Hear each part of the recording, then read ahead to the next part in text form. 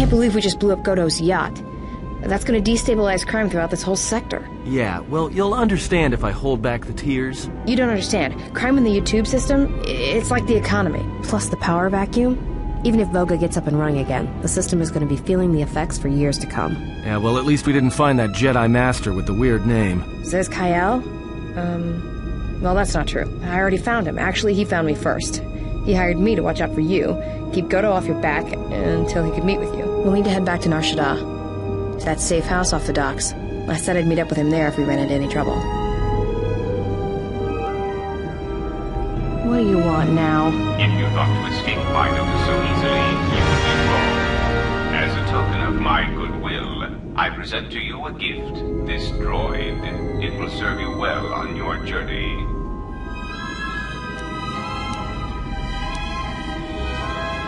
You would be surprised at how little I care about what you think.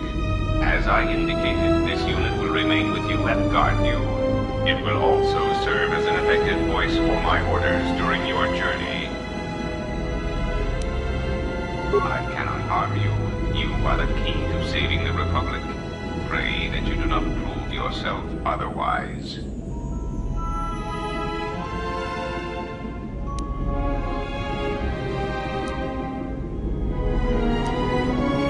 It was not a request. Any attempt to interfere with my duties would be unfortunate. As much as I need you, you will find you will need me as well, and this droid will prove useful on your journey.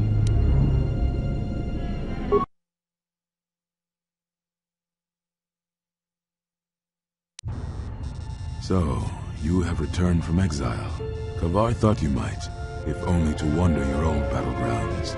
But I did not think you would come to Nar Shaddaa. Still, you were always a difficult one to read, both when you were tied to the Force, and even more when it was lost to you.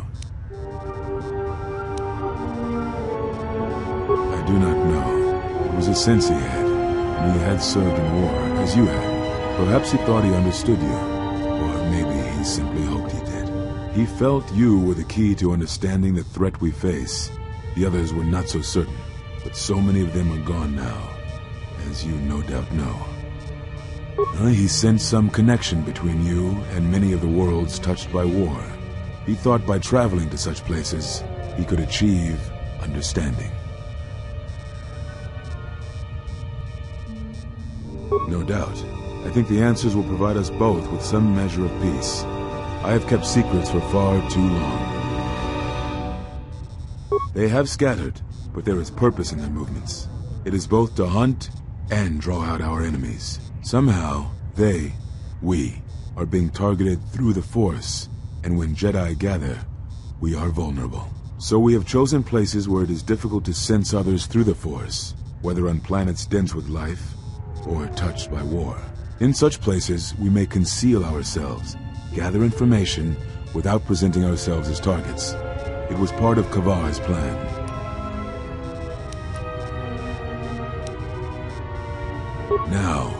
Now I must take up the role I was ready to cast aside. This threat has finally revealed itself, and we Jedi will need to stand together. I did not speak fully of what I have felt. Staying on Nar Shaddaa, it is an exile of sorts, one that I have chosen. I, too, lost a Padawan on Malachor, not to the battle, but to the alternative, to the teachings that Revan brought from the unknown regions. And I was not the only Jedi Master to watch a student turn on them.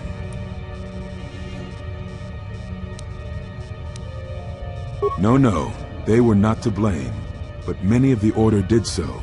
It was a difficult time, a time of strong emotion. Perhaps the Council, perhaps the Order itself, had grown arrogant in their teachings. It is easy to cast blame, but it is perhaps time the Order accepted responsibility for their teachings and their arrogance, and come to recognize that perhaps we are flawed. Not once did I hear one of the Council claim responsibility for Revan, for Exar Kun, for Ulic, for Malak, or for you. Yet, you were the only one who came back from the wars to face our judgment. And rather than attempting to understand why you did what you did, we punished you instead. Our one chance to see where we had gone wrong, and we cast it aside. And now, that decision has come back to us and may carry with it our destruction. Perhaps there is something wrong in us, in our teachings, and though I tried, I could not cause that thought to leave me, so I left the council. And I was not the only one. That is why many scattered, and why many in the Republic do not trust us, and why we do not trust ourselves. Make no mistake, I am no Jedi. This is the end, you see. After this, there will be nothing, and I think it will be for the best. Do you wish to do battle now? I have nothing more to say.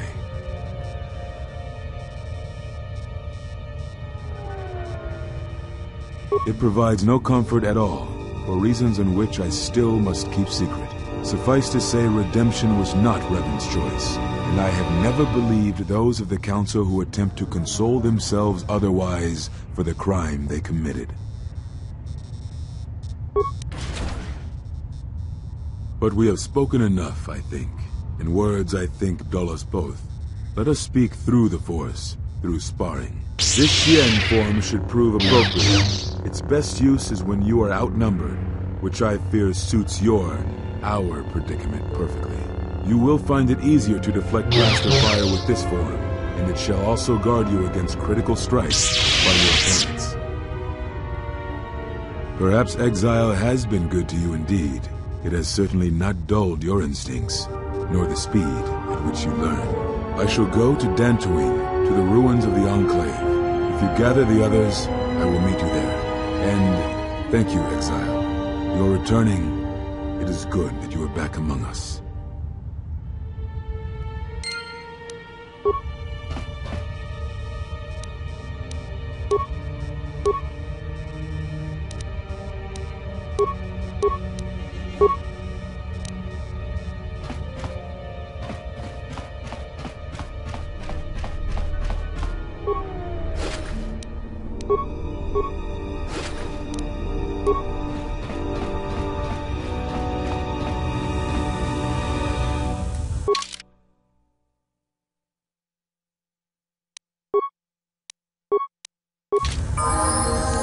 Let's move out.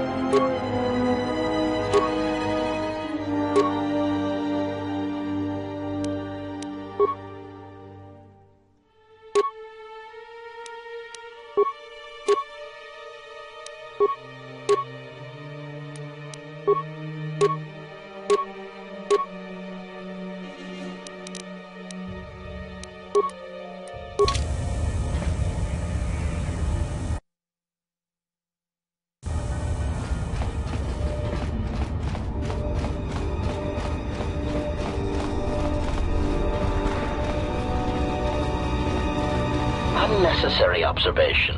Targets acquired. Annoying recitation. Let us proceed to facilitate communications. Recitation. And bring about the termination of hostilities.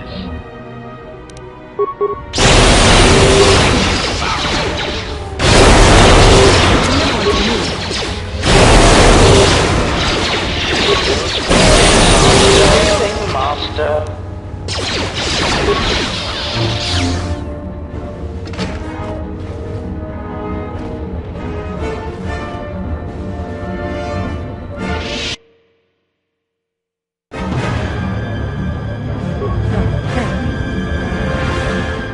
Can I ask you something?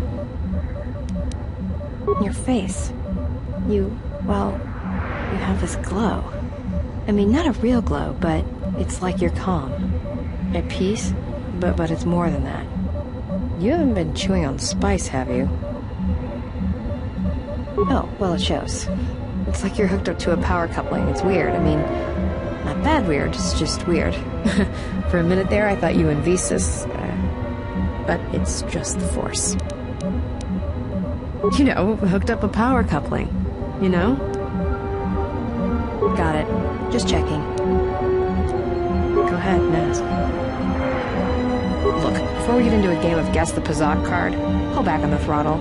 I don't know you that well to start sharing our life stories. Go ahead and ask. Hanhar's only a bounty hunter because that's the closest word for what he does. He's not out for credits. It's more vicious than that, and it runs a lot deeper. It's like he's out to make the whole galaxy suffer. Every living thing in it. He wants to break them, ruin them. And when they can't suffer anymore, he wants them dead. I didn't kill him once. Biggest mistake ever. That's a long story. I don't want to get into it. Maybe some other time. Go ahead and ask. I've killed people before, but not if I don't have to. Oh, do I? Is that it? How you could ever possibly hope to understand is beyond me. Jedi don't have family. I know what happened at Malachor 5, and I know Jedi didn't care about life there. Get away from me. The next time you come and ask me a question, I swear I'll shoot you in the head and dump you out the airlock. What do you want now? Whatever, don't worry about it. It's just a sore subject with me. Yeah, well, they're dead. That's how that story ends. But not everybody's story has to end with losing their family or their loved ones. And not all the bounty hunting I do is for criminals or killers. There's a lot of lost people out there, scattered ever since the Mandalorian Wars. And sometimes it's like you can almost hear them, like an echo, calling out for each other. And maybe, just maybe by finding them, I can start putting the galaxy back together. Maybe. We'll see. I don't even know why I'm telling you this. But you're not getting anything else out of me. Go ahead and ask. Yeah, more or less. I wasn't born there, I just ended up there. Well, the war happened. The first one, against the Mandalorians. I had family right up until the end. It's not really a new story, you hear it all over the galaxy. It's what happens after the wars are over that you don't hear much about. I think so. After Revan crushed the Mandalorians, planets throughout the Republic were flooded with refugees. I was just one of the others. Me?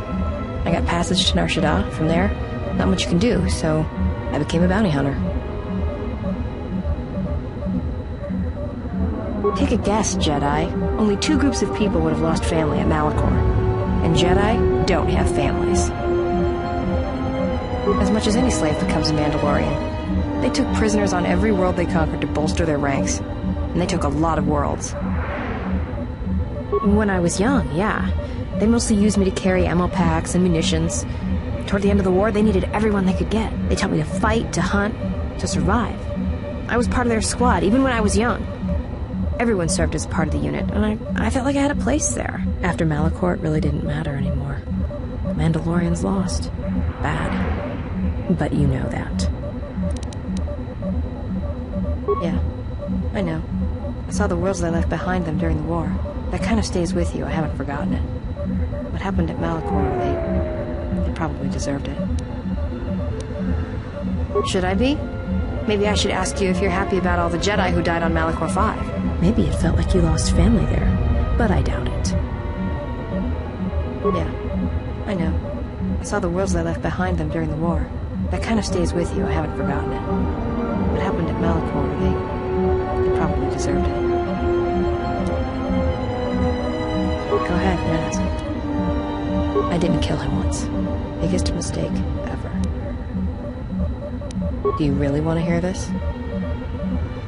Well, Hanhar and me go way back, in the worst possible way. He's from some forest planet on the Outer Rim where Zerka had set up one of their slaving operations. I don't remember the name. Something with too many K's and Y's. It sounds like you're gargling Ronto spit when you say it. No idea. He's just Hanhar. I hope there aren't any more like him. I get the impression he's not a good representative of his people, though. He's the equivalent of a mad calf hound among Rontos. Some of Voga the Hutt's men said Hanhar killed his own tribe, but those 2 crud thugs lie every time they open their mouths, so who knows? Well, not for long. Once off planet, Hanhar escaped from the Zerka slavers, then killed them all. I don't know. I always thought he just liked using them as weapons. Well, before you get too proud of him, Hanhar figured Zerka had the right idea. I don't think he understood the concept of slavery before, at least on the scale that Zerka practiced it. But now he did. You ever hear of Dursan 3, or the ID cluster colonies? Right, that's because Hanhar happened. He makes what happened to his homeworld look like an exercise in community building. He's not a bounty hunter. He's a slaver. A predator. It's like he's out to enslave or kill every human in the galaxy, like he's trying to settle some huge score or debt. I don't get it, but he's dangerous. Anyone who paid credits. And sometimes, he just hunted humans for sport. The ones who survived, he sold to the exchange, to the huts, to anyone who'd buy bodies. Living or dead. He and Voga used to do big credit transactions. That hut really liked the look of unwrinkled humans for some reason. Didn't make him too popular with the other huts, let me tell you. I was prey. And not only did I escape, but I saved his life while doing it. He's been hunting me ever since. I don't pretend to understand it, but among his people, they have these codes of honor. But somewhere along the line, Hanhar's got twisted. His people form these things called life debts. If you save the life of one of them, they pledge themselves to you.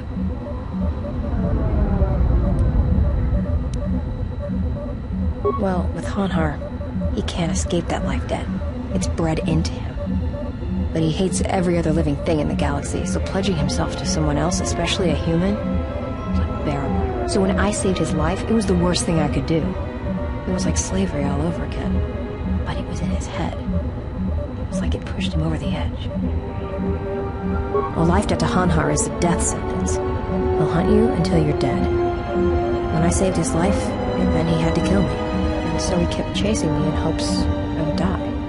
I think the fact I showed him mercy after hating humans for so long, that was something he couldn't stand.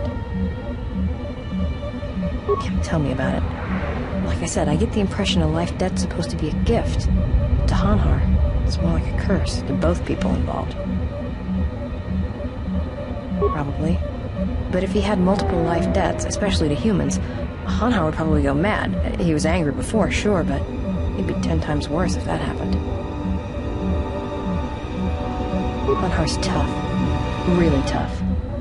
And when he loses it, it's like nothing can stop him. I've seen him shrug off blaster bolts, Bothan stunners, and even survive a freighter crash on Dursan 3. He keeps coming.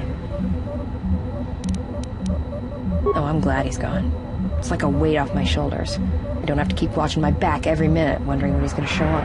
And he always did. It's like he always knew where I was. Trust me, if he was still alive, he'd be chasing us even now, waiting to ambush us when we least expect it. And he always shows up at the worst possible time. He was one of the best bounty hunters on Nar Shaddaa. Hanhar never gives up on his prey. Or his life debts. He's a hunter. He's a natural predator. Well, as happens on Nar Shaddaa, I made someone mad. Mad enough for them to send Hanhar after me. Turns out they were even able to get him cheap. He'd heard about me and wanted to hunt me down, for sport. He didn't think I'd be much of a challenge. Well, he tried to box me down in vents beneath the Nar Shaddaa docks, and he'd set one too many proximity mines to cover the escape routes. I think he'd hoped to drive me into the mines and then let them do the work. Or that I'd be too scared to try and walk through them. Thing is, I knew Hanhar's supplier, and the trigger signatures for the mines. It was pretty easy to broadcast a signal to blind their sensor receptors for a minute or two. I figured that would buy me enough time to move through them and get away. Like I said, I disarmed the trigger fuses for enough of the mines to get by, temporarily. And Hanhar was pretty fast on my trail. I just made it to safety when he hit the first one. The blast leveled the entire ventilation section, and Hanhar was caught right in the middle, and he survived. Barely. He was crawling around, blinded from the flash and the plasma burns. And it happened so fast. All the blood had been scabbed and crusted from the flash. I had the drop on him, and even blind, he knew it. He could still hear me. My ears were ringing from the blast, but I could hear him. I think he was begging me to let him live. His voice, it wasn't a roar, more like an echo of it. I suppose I should have killed him, but I couldn't do it. He was in pain. He was helpless. So I dragged him out of there enough to get him to safety, and he kept hunting me ever since. He said he'd pursue me to the edge of the galaxy. No matter where I ran, he would find me. And couldn't break me, that I would always be prey. Maybe. I've thought about that moment. A lot. Wondered if I would do things differently if I had another chance.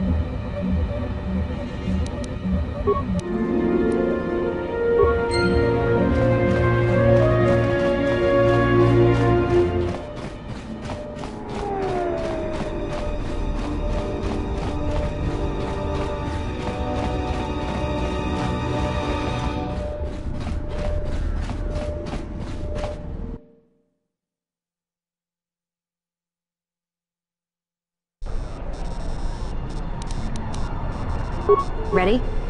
Yes.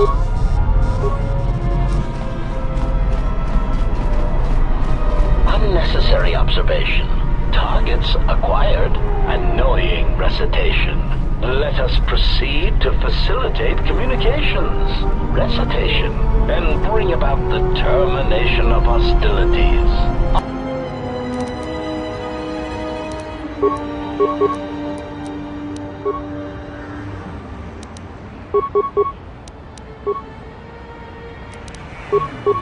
Ratio achieved.